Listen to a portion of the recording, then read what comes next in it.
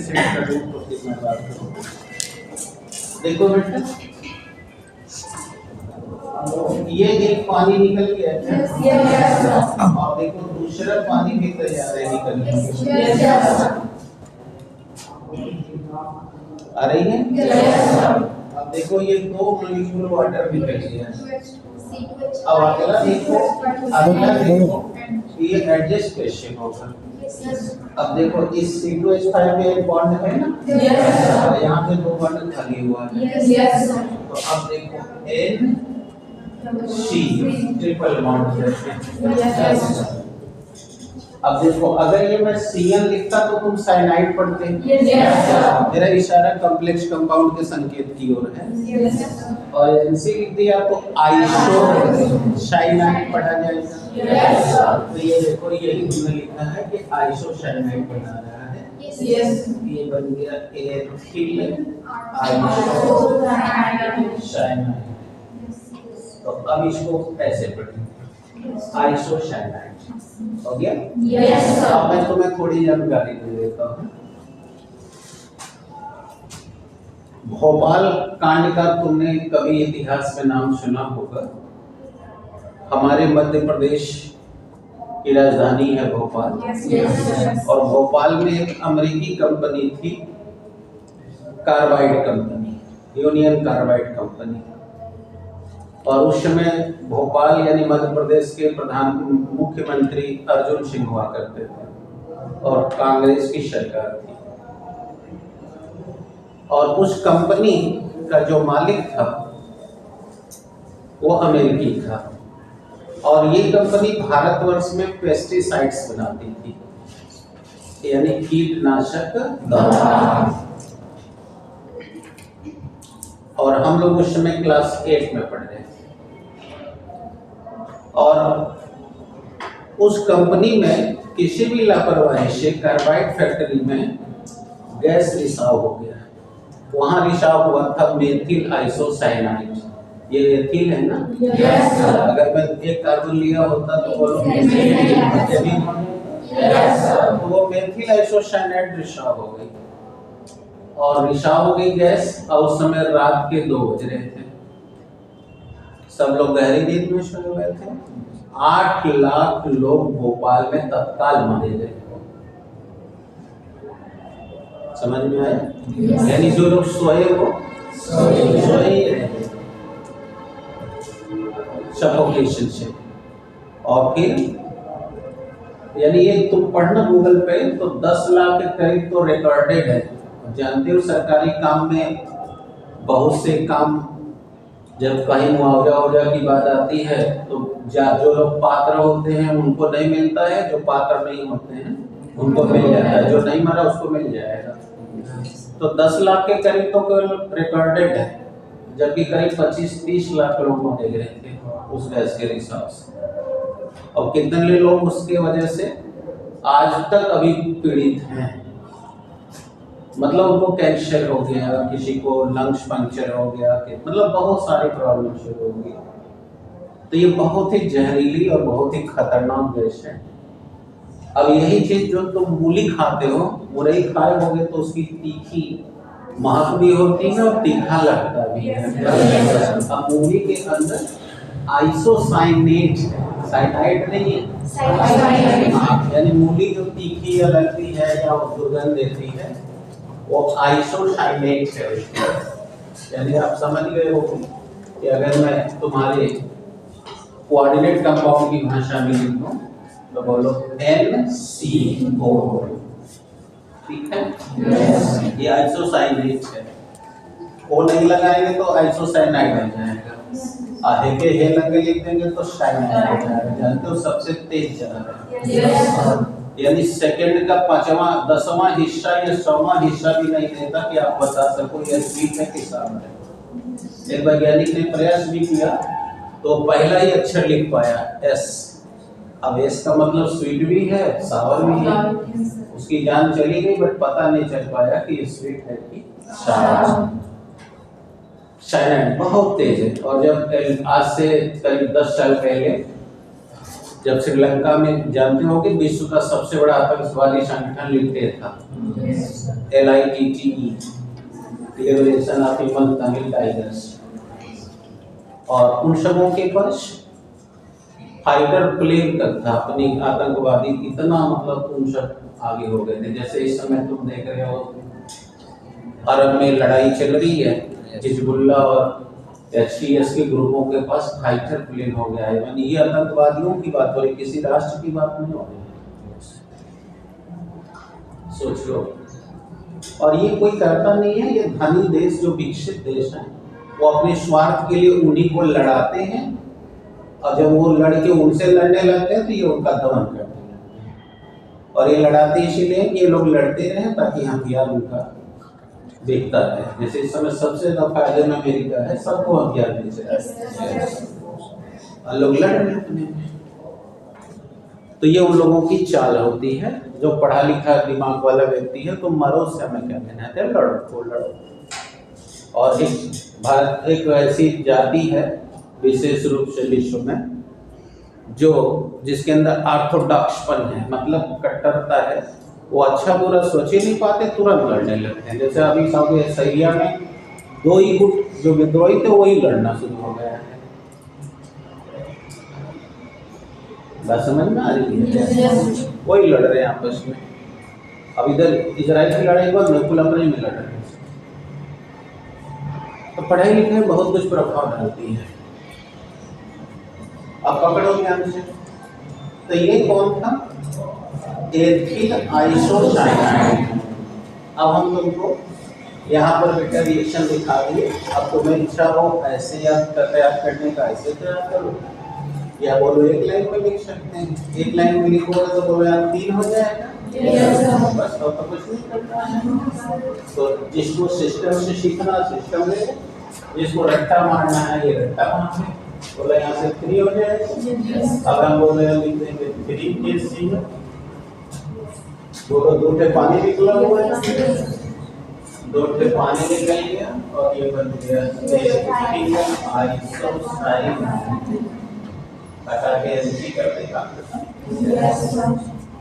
बातें बैठ रही हैं? ये हम नहीं कर सकते, आपको समझाने के लिए। Any problem? तो बेटे ये हो गया। अब इसी तरह तो अब हम अगर एथिलेमिन ना लेकर के बेंजीन एमिन यानी कि एनिलीन ले लें तो वो भी इससे भी काम करने वाला है। और बताओ बेटा, ये तुम्हारा एनिलीन बोलो सब कुछ सही है। देखो chloroform CH3 plus thrice KOH। अब वही सब लिख दे रहा हूँ। अब इसका मैकेनिज्म भी सेम वही है, बस आपको जानने के लिए यहीं पर हमको C6H5 लिख देना है, क्योंकि एरिन का एमीन है ना। एरिन का सूत्र CN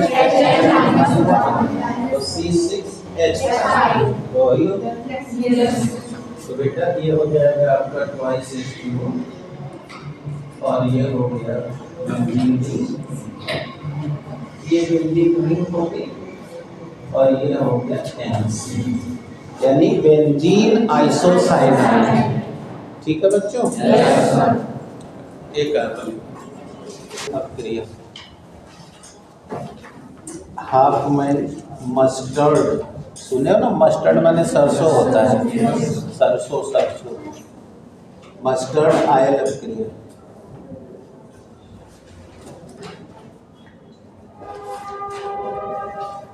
सरसों का तेल भी देखते हो ना, नाक में लगता है बड़ी तेज। जानते क्यों लगता है? क्योंकि उसके अंदर आइसोथायोसाइनेट कंपाउंड रहता है। अभी मूली का बताए थे ना, आइसोसाइनेट। इसमें क्या है? इसमें आइसोथायोसाइनेट है। ठीक है? इसीलिए सरसों का तेल गंध देता है। हो गया बेटा? लिखो लिखो, हेडिंग डाल दिए, हाफमैन मस्टर्ड आयल रिएक्शन। लिखो, जब प्राइमरी एमीन को यानी कि अमीन यौगिक को कार्बन डाइसल्फाइड के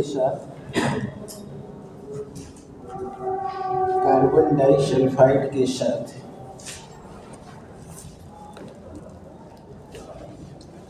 क्रिया कर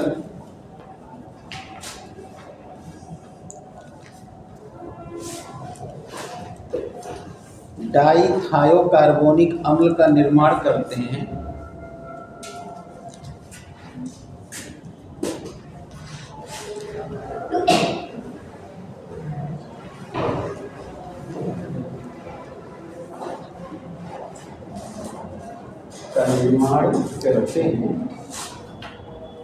तो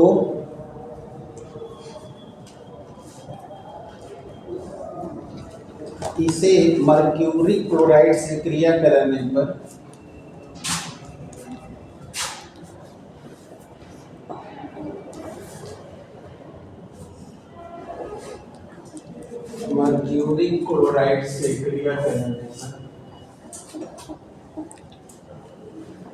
यह क्रिया करके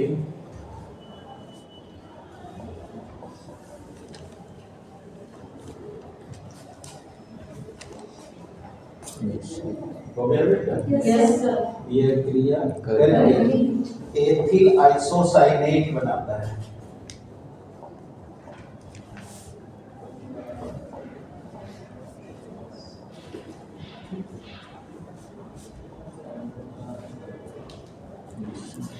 हो गया? एथिल आइसोथायोसाइनेट बनाता है। आइसोथायोसाइनेट बनाता है।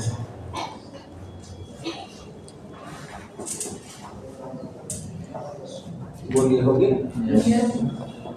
अब ये जो बनाया उसकी गंध सरसों के तेल जैसी होती है, इसीलिए इसे मस्टर्ड ऑयल रिएक्शन होती है, जिसकी गंध सरसों के तेल जैसी होती है।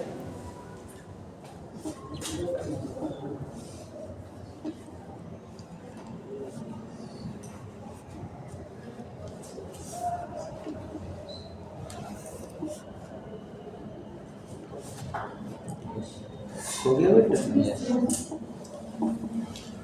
सरसों के तेल जैसी होती है, इसी को हम Hopman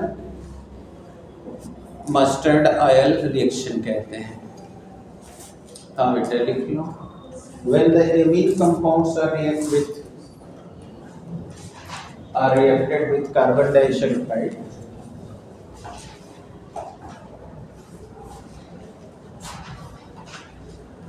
so then it forms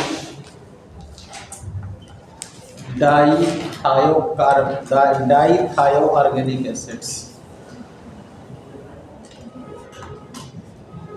आप लोग लिख लो reaction. And when it again reacts with mercuric chloride,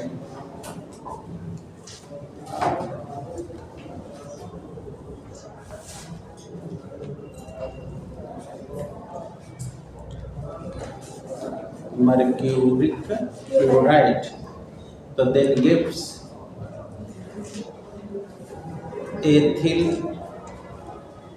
thioisocyanate,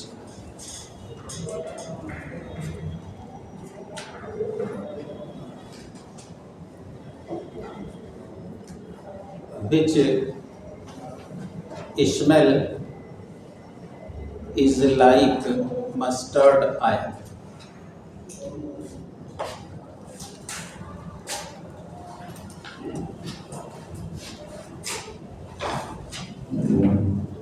mustard oil. चलो बच्चा, हाँ हो गया सबका? अब देख लो बेटा, रिएक्शन में कोई दिक्कत नहीं है। आप पकड़ लिए होंगे, ये तो वही एमीन कंपाउंड है, एथिल एमीन, C2H5NH2 दिख रहा है, और ये रहा कार्बन डाइऑक्साइड। अब देख सकते हो यहाँ से एक बॉन्ड हटा है और वहाँ कार्बन की चेन आ गई है, डबल बॉन्ड से ये सल्फर लिया और फिर इसमें 2 सल्फर थे SHA बनाया है, इसीलिए इसका नाम रखा गया डाई थायो। क्योंकि आपको पढ़ाया था प्रीवियस क्लास में कि यस लगेगा तो थायो और बीच में यच आ जाए तो बाई, तो आपको चूंकि याद ही है। तो यहाँ देखिए डाई थायो, ये ऑर्गेनिक एसिड्स फॉर्म होंगे और मर्क्यूरिक एसिड से रिएक्ट करा दिए। तो ये देखिए इसको तो आप जान ही रहे थे साइनाइड है, लेकिन यस लग गया तो थायो। अभी ये बना था कि नहीं? साइनाइड बेटा, साइनाइड इधर से पढ़ना, इधर से पढ़ोगे तो साइनाइड होगा ना। एनसी रहेगा तो आइसोसाइनाइड, सीएल रहेगा तब ना बोले थे। हाँ बताओ कोई प्रॉब्लम समझ आए कि फिर बताएं? और इसको बताए थे कि ये आइसोसाइनाइड पढ़ा जाएगा। ये सब आपको पढ़ाया गया है कि जो आपने कोऑर्डिनेट कंपाउंड एल्केसी में सब पढ़ा है। कोई ऐसा नहीं जो नहीं पढ़ाया, वो आपकी प्रिपरेशन में है, आपके पास तैयारी में है तो है, नहीं है तो कर। That's okay. तो बेटा इसी के साथ अब हम लोग की केमिस्ट्री समाप्त हो गई। That's clear? Yes sir. हाँ ताली बजा दीजिए अपने लिए।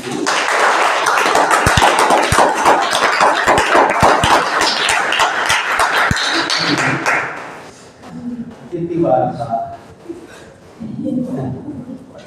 आज जो है आप लोगों का 2 फिजिक्स केमिस्ट्री, फिजिक्स का पहले ही खत्म हो गई, आज ये खत्म हो गई। अब मैं आपके सामने कुछ स्ट्रेटजी बनाता हूँ और उस स्ट्रेटजी पर आप अपने आप को प्रिपेयर करिएगा।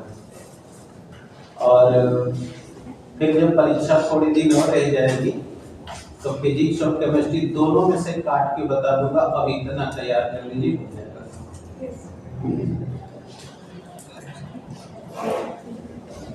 लेकिन अभी कसौटी नहीं बताऊंगा, क्योंकि अभी आपको वाइवा देना है और वाइवा अनलिमिटेड होता है।